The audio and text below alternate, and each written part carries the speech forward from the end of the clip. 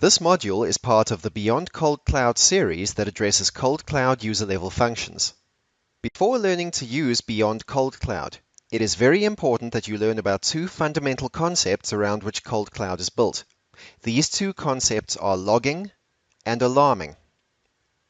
The first concept is logging. Logging is simply an ongoing sampling of data at set time intervals. As a typical example, a sensor may be measuring ambient temperature. The logging device connected to the sensor gathers the data at a preset rate, for example, every 10 minutes. The periodic interval at which data is collected is called the sampling rate. Typically, the logging device will store the log data on board itself in its non-volatile memory, or ROM.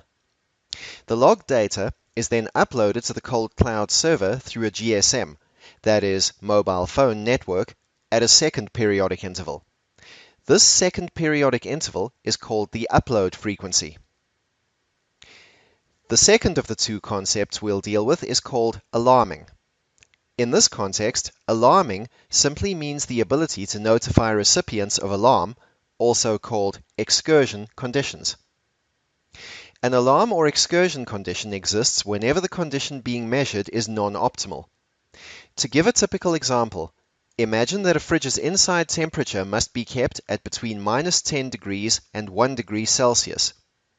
If the fridge's inside temperature is colder than -3 degrees or warmer than 1 degree, an alarm condition exists and action must be taken to rectify it. Moving on from this point, it's important to remember that values measured on analog channels may be anywhere on a scale of value. Two examples of this are temperature and relative humidity. By contrast, digital channels are always in one of only two states. For example, an AC power supply may be on or off, or a door may be open or closed. In cases like these, an alarm condition may exist if, for example, a refrigerator door is left open accidentally. Nuisance alarms are defined as alarms that do not signal critical conditions, or trivial alarms that are so numerous that important alarms are overlooked in the resulting noise. As a cold cloud user, it is important that you are not overwhelmed with nuisance alarms. One way to avoid this is to set a delay period in which an alarm is not generated unless the relevant value has been out of range for a preset time period. To better understand these concepts, let's look at a simple graph. Imagine that the graph's vertical axis represents temperature, and the horizontal axis represents time, and the orange line represents the maximum temperature threshold. If the measured temperature goes above the specified maximum threshold value, the system enters a warning state, and the delay period begins. If the measured temperature goes back below the specified maximum threshold value before the delay period ends, there will be no alarm condition, and no personnel will be notified.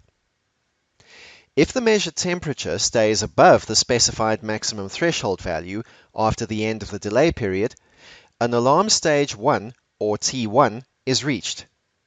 Depending on system configuration, the alarm recipients are notified, or the alarm is logged as an event. If the measured temperature still stays above the specified maximum threshold value after the end of the alarm stage 1 period, alarm stage 2, or T2, is reached. Again, depending on system configuration, alarm recipients are notified, or a system event is logged. The alarm condition ends when the measured temperature moves below the specified maximum threshold value. In this case, the alarm is referred to as resolved. We've reached the end of this cold cloud user-level functions module. Now that you know more about this subject, please feel free to view all other modules addressing cold cloud's user-level functions and capabilities. Thank you for your time.